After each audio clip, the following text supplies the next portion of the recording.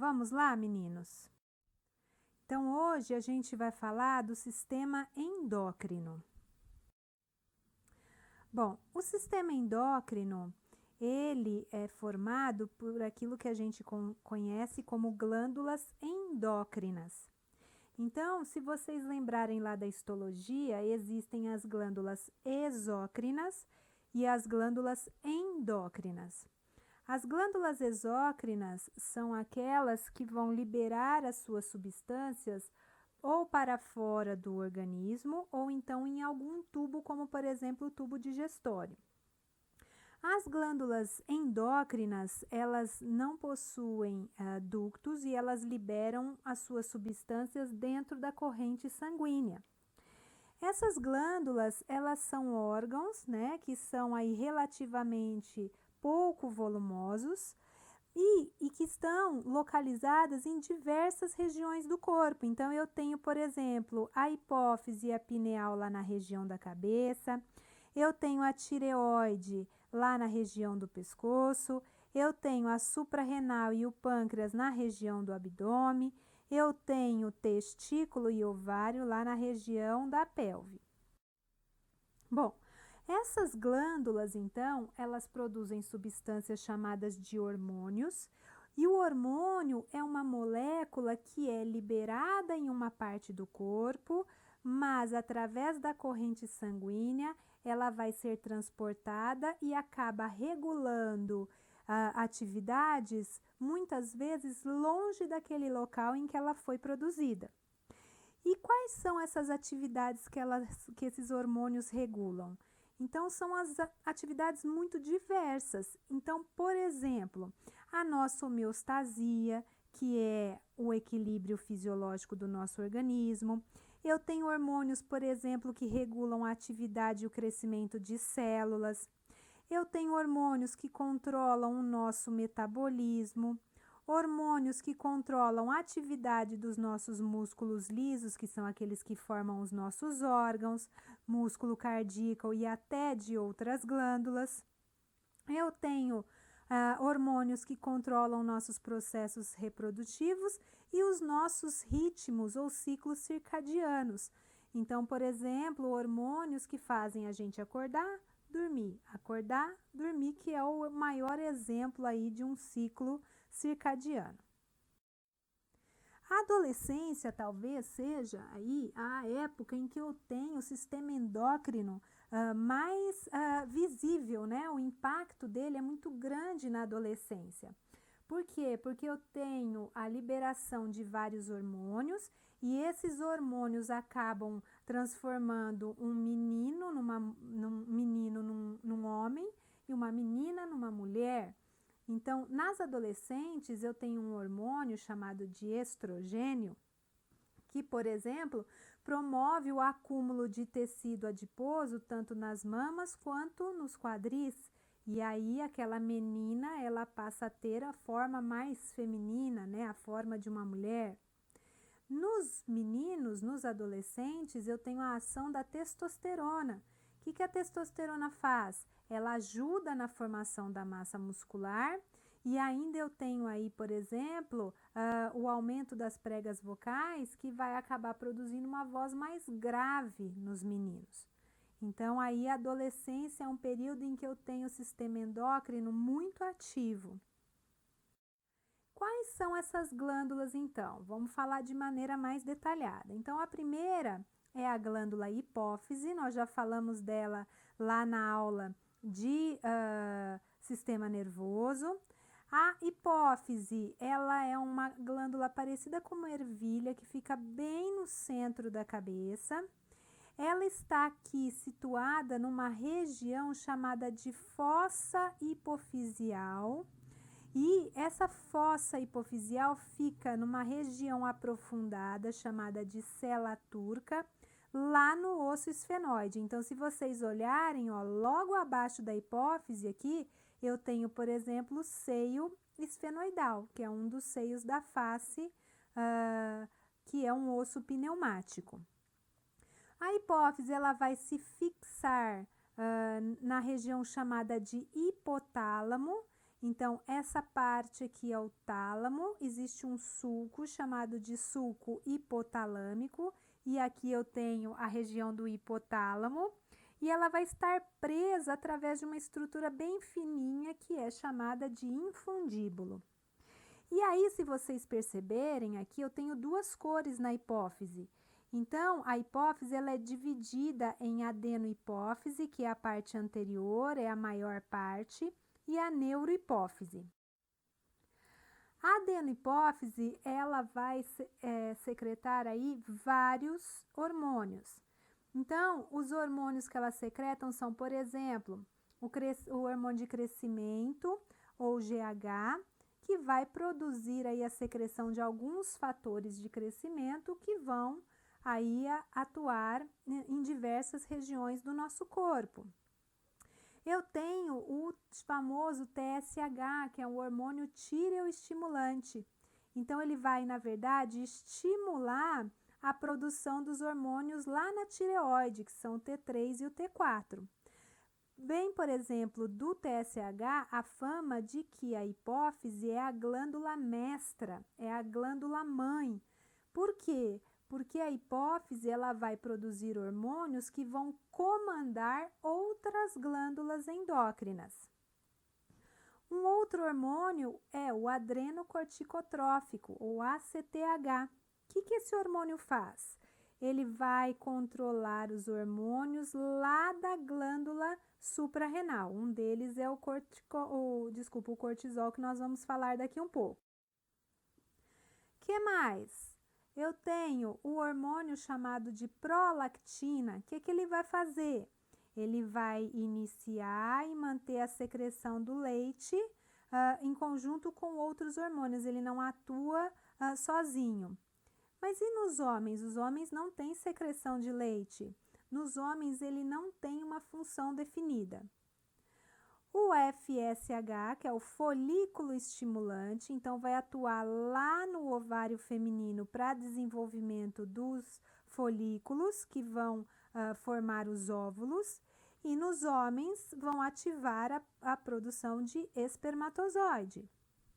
O hormônio luteinizante, que vai estimular a ovulação nas mulheres, e no homem vai estimular a secreção do hormônio masculino, que é a testosterona.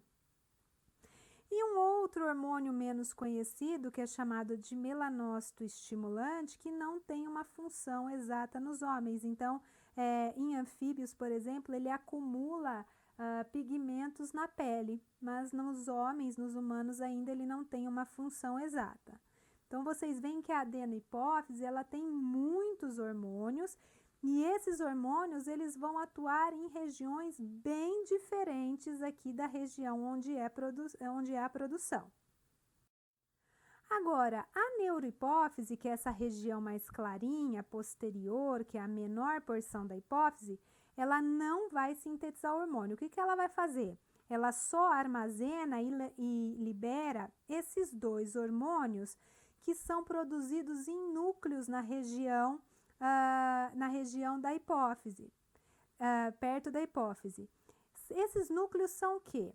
São, na verdade, aglomerados de substância cinzenta que estão no meio da substância branca que forma o tecido nervoso lá na região do hipotálamo. E aí, quem são esses hormônios que são armazenados e liberados através da neurohipófise?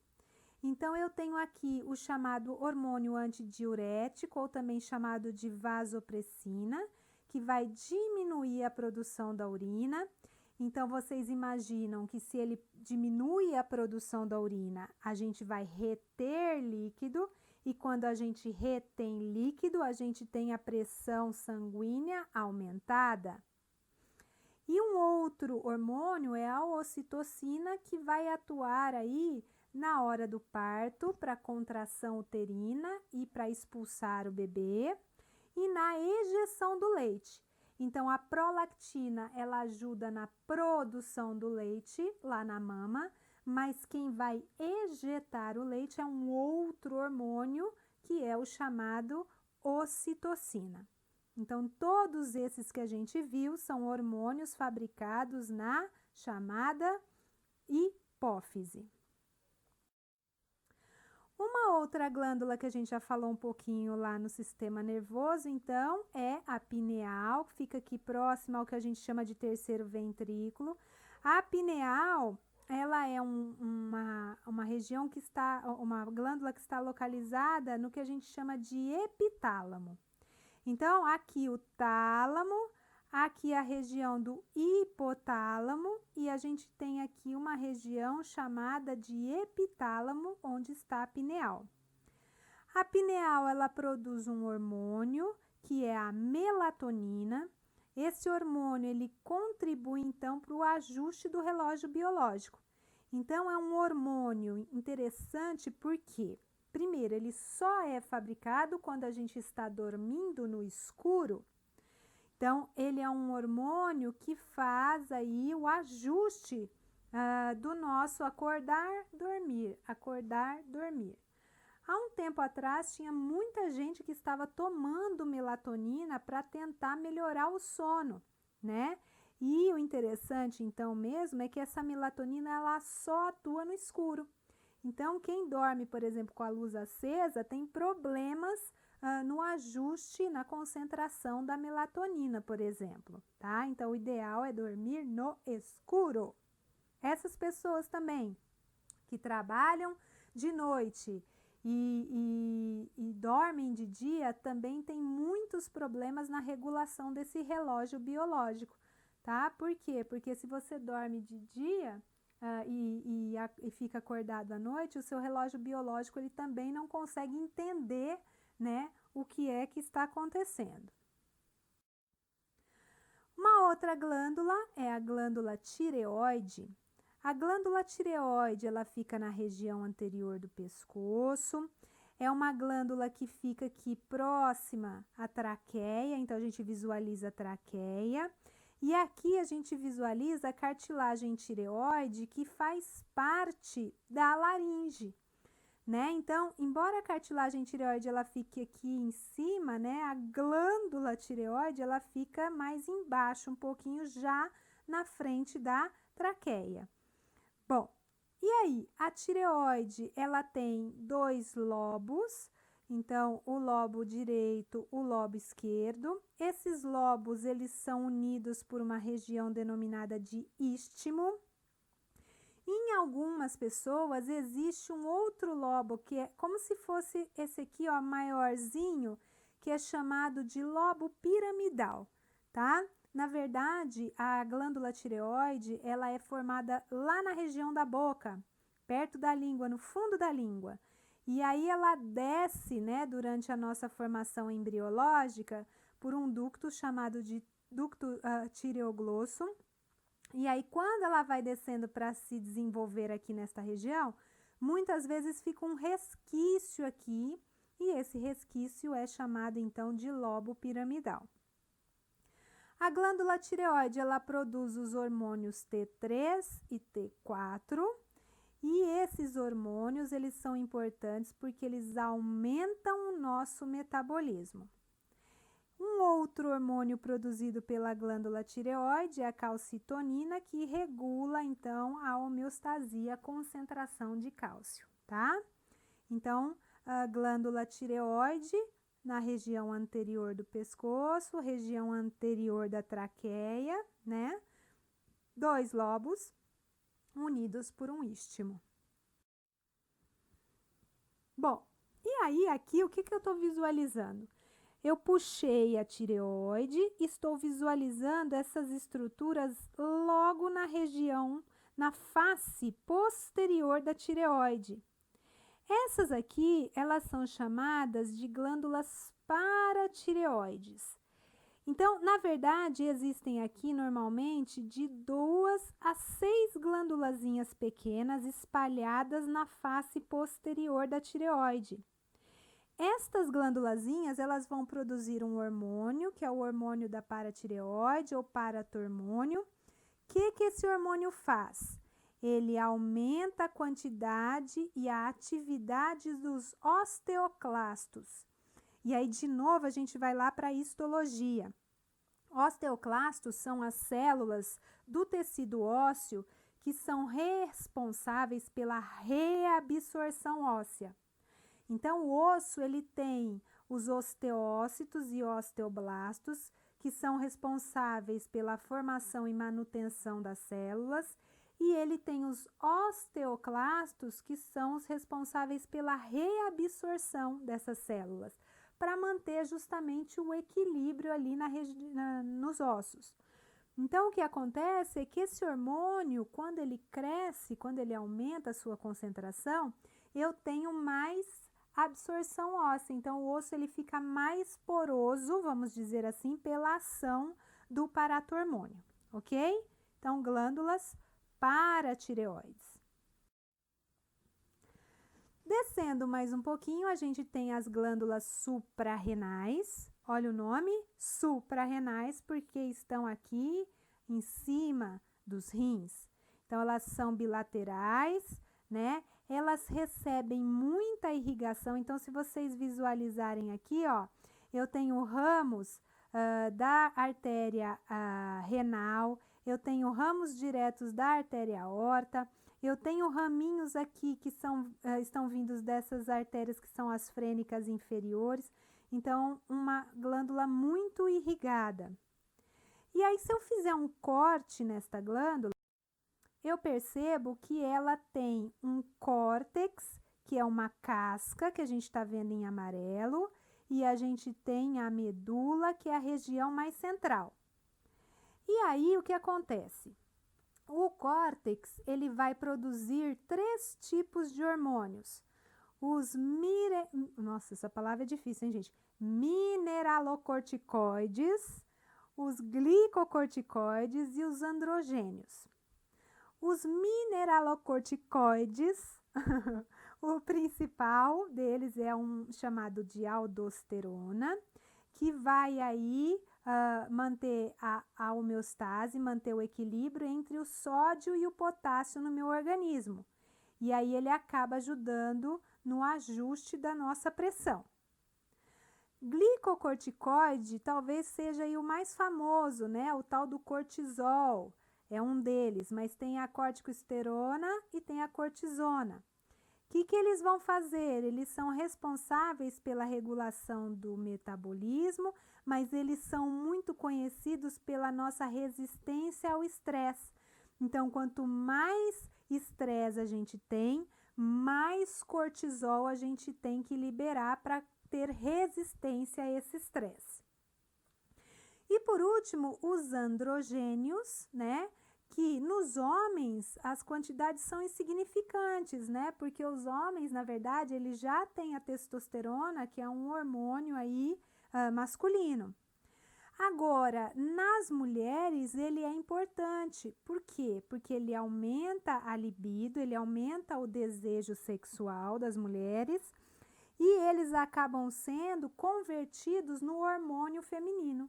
Então, para produzir o hormônio feminino, a mulher precisa de um pouquinho de hormônio masculino, que é, então, secretado pelo córtex da suprarrenal.